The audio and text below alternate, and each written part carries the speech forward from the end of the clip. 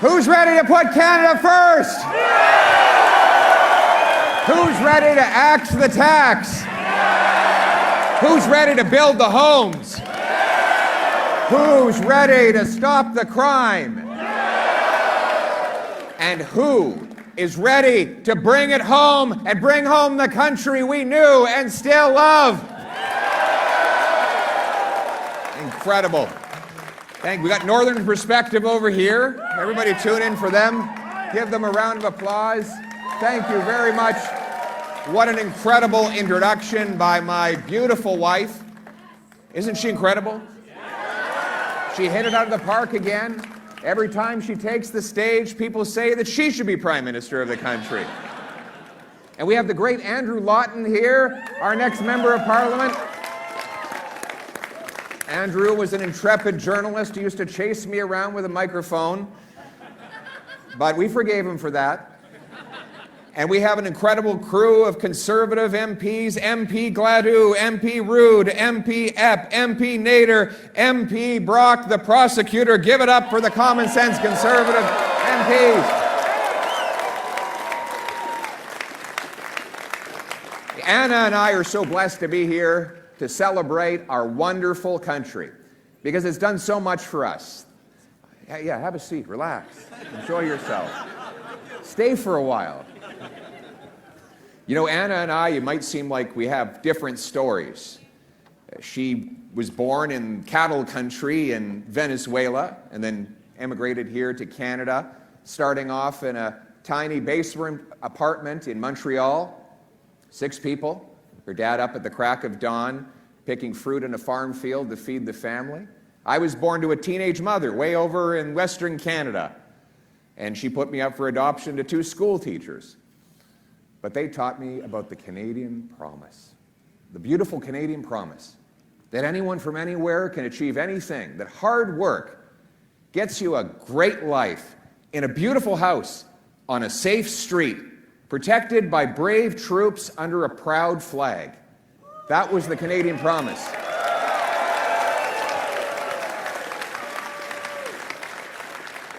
But after, I grew up, I decided I wanted to get into politics in order to uphold that promise, to fight for lower taxes, affordable homes, safer streets, so that the next kid born to modest means could have the same opportunities that I had. And that's what I've been doing with my adult life. And for a long time, it worked. Our country had the promise restored and upheld. But after 10 years of the Trudeau-Carney Liberals, that promise, like everything else, is broken. Everything costs more. Work doesn't pay. Housing costs have literally doubled. Crime now overtakes our once safe and tranquil streets. And our country has become, and our economy has become so weak that President Trump unjustifiably and wrongly threatens us with tariffs and worse. My friends, we will not put up with this any longer. Canada needs change. Common sense Conservatives will bring that change and put Canada first.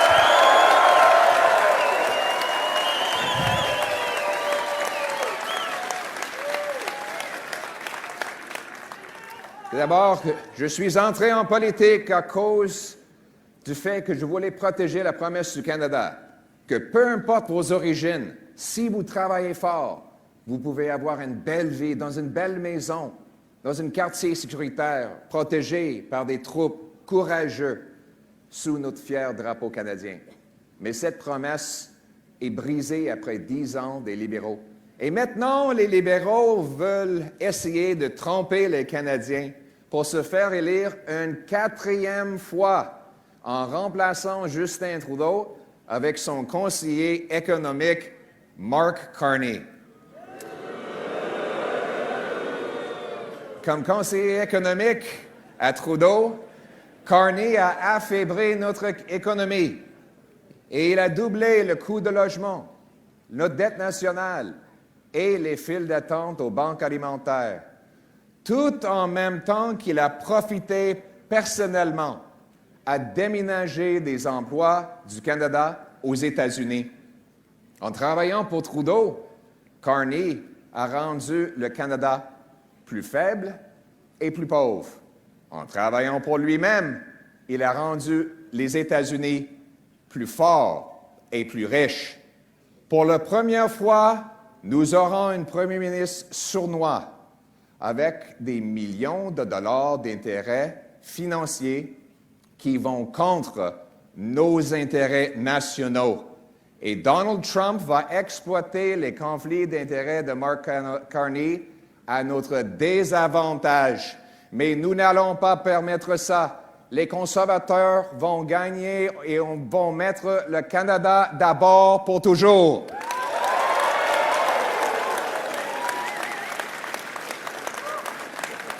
Nous allons reprendre le contrôle de notre économie et relancer la croissance. On va couper la bureaucratie, les taxes et les impôts. On va exploiter nos ressources naturelles.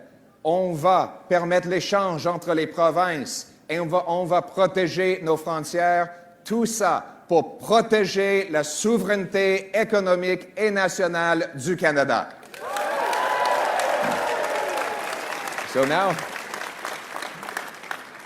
our Liberal friends, after they've caused all this damage, are going to pull a sneaky trick tonight. They're going to try to get elected for a fourth term.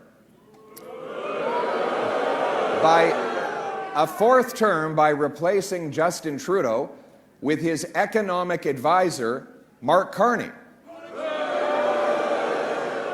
Carney's advice drove up taxes, housing costs, and food prices, while he personally profited from moving billions of dollars and thousands of jobs out of Canada to the United States. Working for Trudeau, Carney made Canada weaker and poorer. Working for himself, Carney made the United States richer and stronger. And for the first time in our history, Canada will have a sneaky prime minister with millions of dollars of financial interests that go directly against our national interest. And make no mistake, Donald Trump will have a big smile on his face as he exploits all of Carney's many conflicts to attack Canadian workers and Canadian jobs. But we Conservatives won't let either of them do it. We will put Canada first. Thank you. We will put Canada first by bringing it home. This is the Bring It Home rally. Now, let me explain what that means. We've had a great Canada First rally already. And bringing it home is how you put Canada first. You see, what we've seen over the last 10 years of the Trudeau-Carney Liberals is that they've raised taxes, blocked projects, hammered our small businesses, all with the idea of driving money and jobs out of Canada. Now, a small group of economic elites have gotten fabulously rich, filling their pockets, as our working class communities have been devastated. Resource towns look like ghost towns. People have fallen into hopelessness and become addicted to drugs. This approach that sells out our country has allowed for China to send fentanyl into our communities, killing 50,000 people. Bringing it home means that we're going to crack down on the drugs, we're going to secure our borders, we're going to reinvigorate our economy, we're going to bring our resource sector roaring back to life, and we're going to allow our working class to thrive again.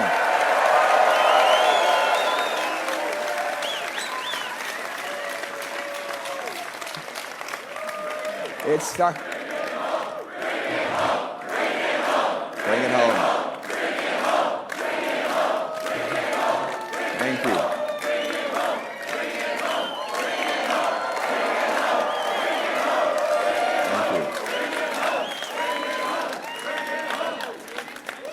We'll start by bringing home lower prices. As you've seen over the last 10 years, inflation has run rampant. The cause is very clear. rampant government money printing to finance out-of-control deficits. The Carney-Trudeau Liberals have nearly doubled the cost of government and doubled the national debt. Now they can't borrow all that money, so they had to print it. Mark Carney famously said, "Don't worry about inflation," that we had to be worried about deflation. His concern was that prices might actually go down. Wouldn't that be a terrible thing? Maybe for him. His CEO said that the CEO of his company said inflation was good for Brookfield. Of course it is. When billionaires see their assets inflate, they get richer. Meanwhile, the working class sees the purchasing power of their paychecks go down. It's a transfer of wealth from the have-nots to the have-yachts. This is elite economics that Mark Carney has come to incarnate. He calls himself a globalist and an elitist, and he's right about both of those things. But here in Canada, we're going to protect the purchasing power of your money by getting rid of the money printing deficits. We will cut bureaucracy, consultants, corporate welfare, and foreign aid to bring down deficits, taxes, and inflation for you.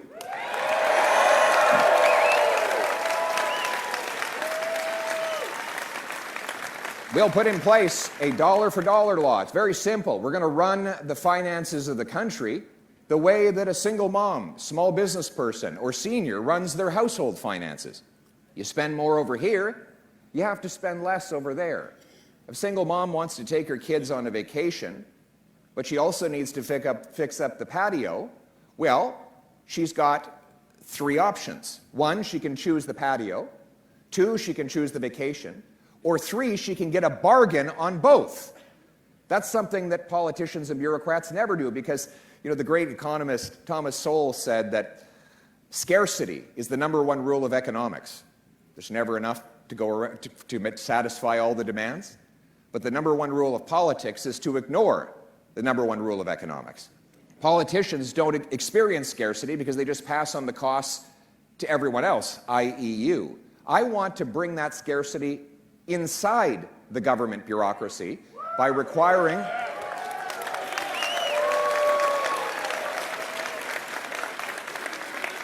we're going to have a law. It's going to be very simple. If a politician or bureaucrat wants to spend more on one thing, they have to find the savings within their own department. They can't simply pass the bill on to you. That way,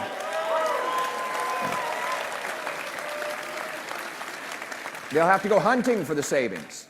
To root out waste, optimize spending, get more value for our money the way that single mom does in her home. Here's some ideas. They've doubled the cost of consultants up to almost $20 billion. Over $1,000 for every family in Canada goes to fund federal government consultants every single year. We're going to cut that. We're going to cut back on the rampant growth in the bureaucracy. We don't need 50% more bureaucrats to do less work. We're going to cut back on the corporate welfare, the big fat government checks that go to multinational corporations that rip off our people and move jobs out of our country. I would rather cut taxes for Canadian small businesses who bring the jobs back home to Canada.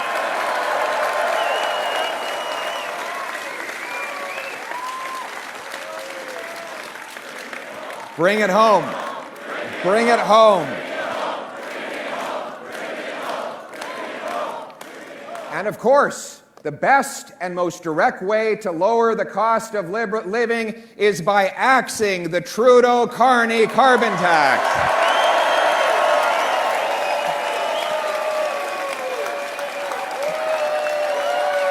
Absolutely. Axe the tax. Axe the tax. Axe the tax. Axe the tax. Axe the tax. Axe the tax. Now, careful, everybody, because sneaky Mark Carney's going to try to pull a fast one on you. Here's what he's got planned. Here's what he's got planned. I'm making a prediction. Are you listening? Yes. Next week, he's going to hide the carbon tax. He's going to tell his environment minister to leave the carbon tax law in place, but just stop collecting it for a few months until the election is over. And then he'll bring in an even bigger shadow carbon tax. That's what his plan is. By the way, I didn't come up with that term. He did. He said, don't worry, it'll just apply on places like steel mills. He asked a journalist the other day, really, you won't pay any more. When was the last time you bought steel? Did anybody come here in a car? Do you know the beams and the structure of this building? Do you think this roof would stand up if there was no steel in our walls, in our frames? Everything we have would come crumbling down if you remove steel. Carney admits that this tax would trickle down in higher automobile prices, but it's much worse than that. I'll tell you one thing right now. Stelco, Algoma, all the steel makers in Canada will be out of Canada in no time, heading straight into the arms of Donald Trump if Mark Carney brings in a carbon tax on our industry. But we won't let him. I will axe the tax for everyone for good, and we will bring those jobs home.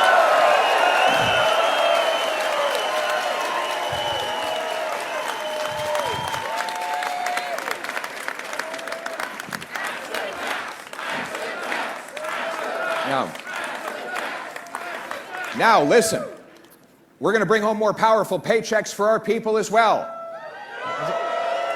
And it starts with a big, patriotic, bring it home tax cut for everyone everywhere in Canada. It'll be a tax cut on work, investment, energy, and home building. Bringing home powerful paychecks means that we have to make this the best place on planet Earth to invest, to open a business, to hire workers, to expand, and to buy machinery. Right now, we're in Canada, we produce about 50 American dollars of GDP for every hour worked.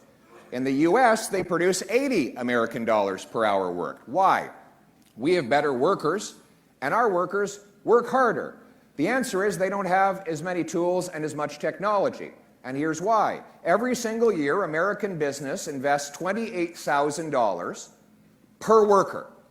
Every year in Canada, our businesses invest $15,000 per worker. So you can imagine, if you and your neighbor are competing, if you're, for example, you're shoveling snow, and you both start with a teaspoon. Well, your neighbor then gets investment, so he upgrades to a shovel. And then slowly you upgrade to a small shovel, but he's already upgraded to a snowblower. And then by the time many years down the road you get a snowblower, he's got a big tractor that comes along and shovels the snow for him, right? He's getting better tools and better technology than you are. You're falling behind, he's getting ahead. That's why $500 billion of investment has left Canada for the United States in the last 10 years of the Carney-Trudeau Liberals. The US has much lower taxes and much faster approvals. Here in Canada, the Carney-Trudeau Liberals have hiked the capital gains tax, hiked small business tax, hiked energy and income taxes. If we want to bring the money home, we have to cut those taxes. And that's why we will cut income tax so that hard work pays off and you bring home more of each dollar you earn.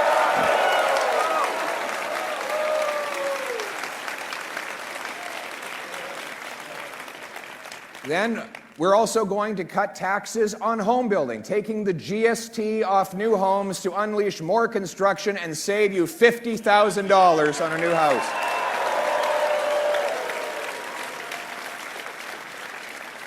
We're going to cut taxes on businesses that actually invest in Canada, not those that take money out of the country, so that we get more machines, more factories, and more opportunity. And we need the right kind of jobs. What we need in this country is boots, not suits, right? So we're going to make sure that our job training and education dollars go to the trades. We need the carpenters, the electricians, the pipe fitters, and plumbers. We will make sure that they are able to get the training they need. We're going to back up the apprentices. We're going to allow them to deduct the full cost of their food, transportation, and accommodation to go from one job site to another. If a CEO can write off his private jet, then a pipe fitter from Timmins should be able to write off the cost to go to Fort Mac.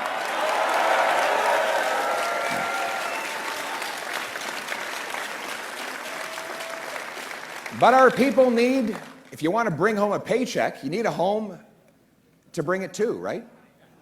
And right now in Canada, we've seen that housing costs have doubled. They've risen faster than in any other G7 country. Toronto and Vancouver are now the most expensive housing markets in all of North America, worse than New York, Chicago, Seattle, and many other places with more people, more money, and much less land. Why is it that Canadians, with the second biggest landmass in the world, actually spend more on housing than many countries with very little land to live on?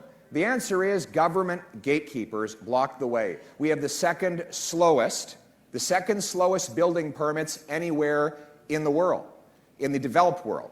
That adds as much as 60% of the cost of a new home. For example, in Vancouver today, 60% of the cost of a new home is just government taxes, delays, gatekeepers, consultants. More money for new bureaucracy, more money for a new home goes to bureaucracy than goes to the carpenters, electricians, and welders who actually build the homes. That's the shame we live with. But we're going to cut back on that. Not only will I take the GST off new homes, I will pressure the provinces to remove their sales taxes. We will institute major incentives for municipalities to speed up permits, free up land, and cut development charges. We're going to cause a massive building boom so that we have more jobs for our tradespeople and more homes for our youth.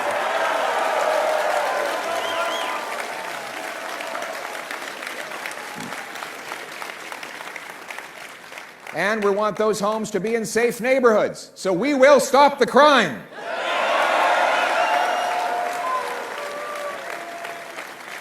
Unbelievable.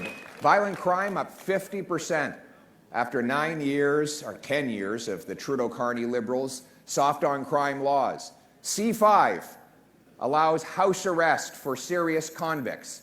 So if you steal a car, you can go and serve your sentence in your living room, watching Netflix or playing Grand Theft Auto. And at any time, you can just walk out the front door and repeat the same crime again, and they do. And then you've got C75, the Liberal Catch and Release Law, which literally says in the law that judges are required to release the accused at the, quote, earliest opportunity under the, quote, least onerous restrictions, even when the accused has been convicted 100 times before. So we're not talking about some poor guy who gets wrongly accused for his first time. We're talking about people who have dozens and dozens of times carried out crime. They're released before the police are even done the paperwork on the arrest. Last night, my wife and I were staying at a hotel here in town, and we could hear siren after siren after siren. Crimes, and more crimes. You know, it's gotten so bad. I don't know if you heard about the story in Ottawa the other day. Criminal walks up to a guy, points a gun at him, says, "Give me all your money." The guy says, "Wait a sec, do you know who I am? I'm Justin Trudeau." And the criminal said, "Well, in that case, give me all my money."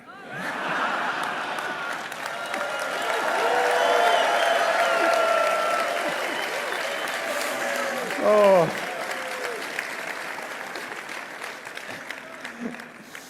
You know, in Vancouver, they had to arrest the same 40 offenders 6,000 times. That's one arrest per offender every 2 days. And those are just the times they got caught. Man, you got to be working hard to get arrested every 2 days. You got to be up at the crack of dawn to rob a bank, carjacking by noon, selling fentanyl on a street corner by 2 p.m. These guys aren't even unionized. They don't get benefits. They do get room and board. They stay in a place called the Hotel California. They check out, but they never really leave. They just keep going back in and out through that revolving door. And then you've got CE 83, the liberal law that requires the penal system move the worst criminals into the least restrictive prison conditions. That's why we have Paul Bernardo in a medium security penitentiary enjoying luxuries that many of our veterans cannot even afford to enjoy. Enough is enough. Common sense conservatives will carry out the biggest crackdown on crime in Canadian history.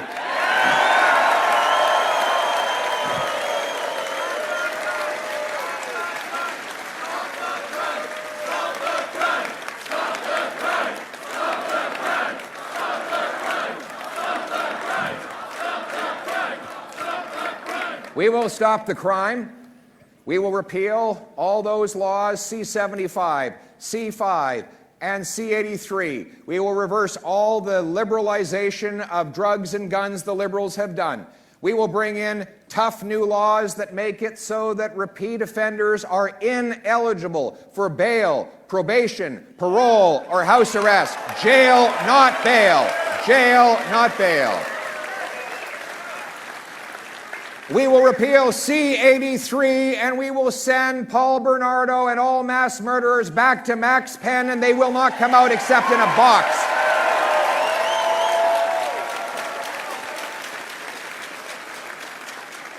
And we will stop the drugs that have raged out of control in our streets as China consistently sends the ingredients into our country that manufacture the poisons that kill our people. Let's be clear on what this is. 20 milligrams of fentanyl is enough to kill 10 people.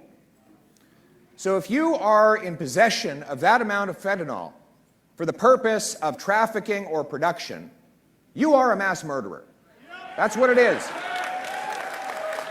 We have lost 50,000 people to fentanyl overdoses in the last decade, more than died fighting for Canada in World War II. And yet, amazingly, Mark Carney says the fentanyl problem is not a crisis. I mean, why would he care? He hasn't been here for most of the time. And he obviously wouldn't want to stand up to China because that's where many of his business interests are. But if he doesn't think that fentanyl is a crisis, then he needs to talk to the families of those 50,000 people. We want those people to know that their loved ones did not die in vain, and that is why we will bring in a hard ban on drugs. We will stop giving out an unsafe supply of opioids.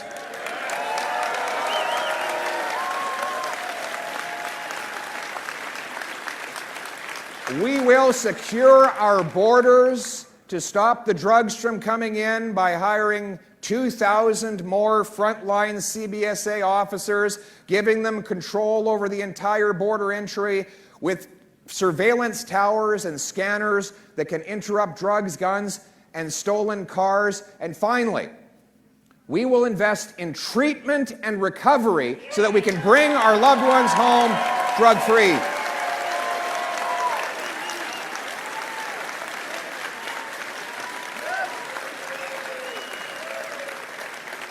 My message to those who are struggling with addiction today is have hope, hang on, help is on the way.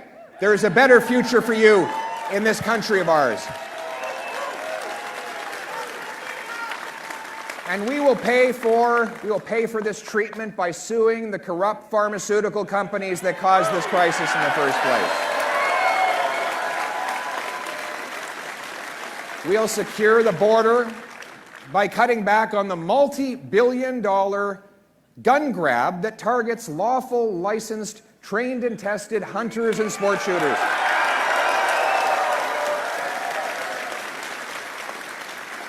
After 10 years of Trudeau and Carney allowing gun smugglers and criminals to run wild while they ban Grandpa Joe's hunting rifle, what do we have? 119% increase in gun crime. I will do precisely the opposite. We will allow our hunters and our licensed professional sport shooters to safely enjoy their property while we lock up the criminals and lock down the border.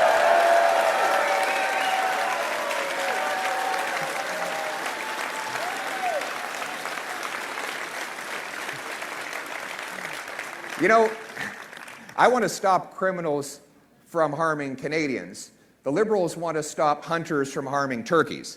I think that's the difference we're dealing with here. But you know, that is kind of the symbol of everything they've done, isn't it? They're always punishing the good people.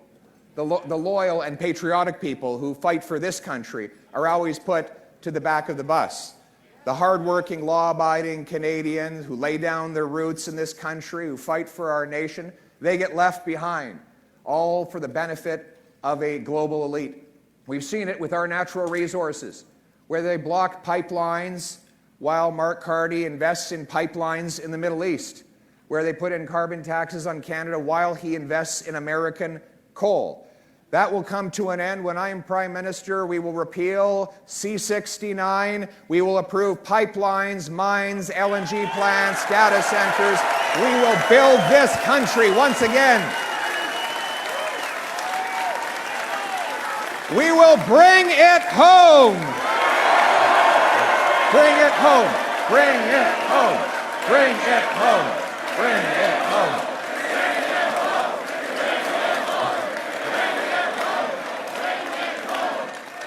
We will bring home our jobs, our resources, and our political power. We will put Canadians back in charge of their lives. No longer will a global elite serve itself at our expense. Our people will come first. I will ban all of my ministers from any involvement in the World Economic Forum.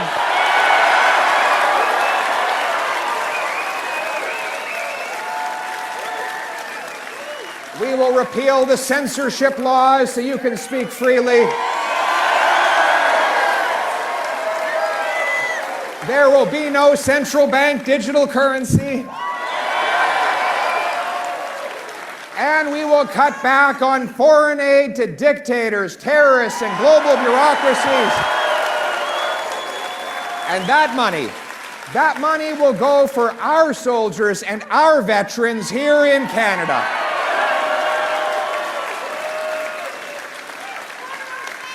We will take back control of our northern territories.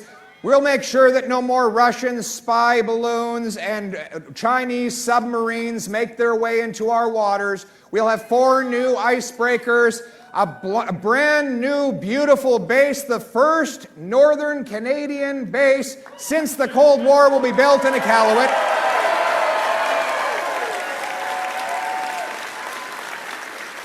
There we will be landing our beautiful new fighter jets and our surveillance aircraft that can look down into the waters and intercept and detect the surveillance submarines that the Chinese have been pushing into our territory. We are going to double the size of the Northern Rangers so that they can surveil and protect and use their brilliant knowledge passed down through thousands of years of Inuit tradition.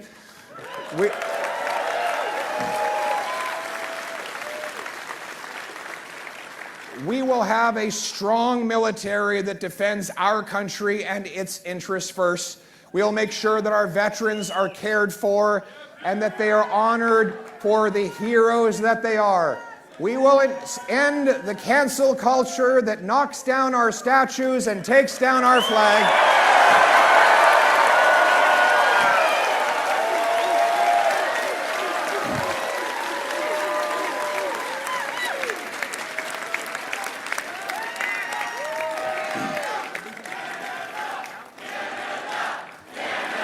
Canada.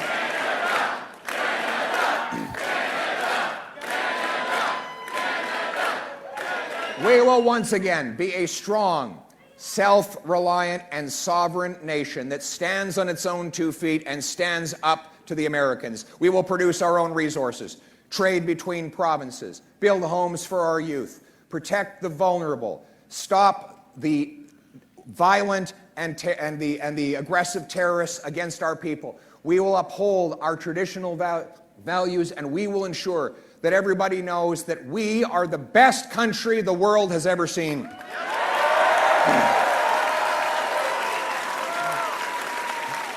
We will go from being a nation of tax collectors and toll masters, of bureaucrats and busybodies, of gatekeepers and grandees, of rulers and rule makers, Instead, we will be a nation of explorers and entrepreneurs, of adventurers and artists, of workers and warriors, of patriots and hard-working fellow citizens. My friends, we are going to restore the promise of Canada, that anyone from anywhere can achieve anything, that hard work gets you a great life in a beautiful house on a safe street, wrapped in the protective arms of solid borders and brave troops under a proud flag.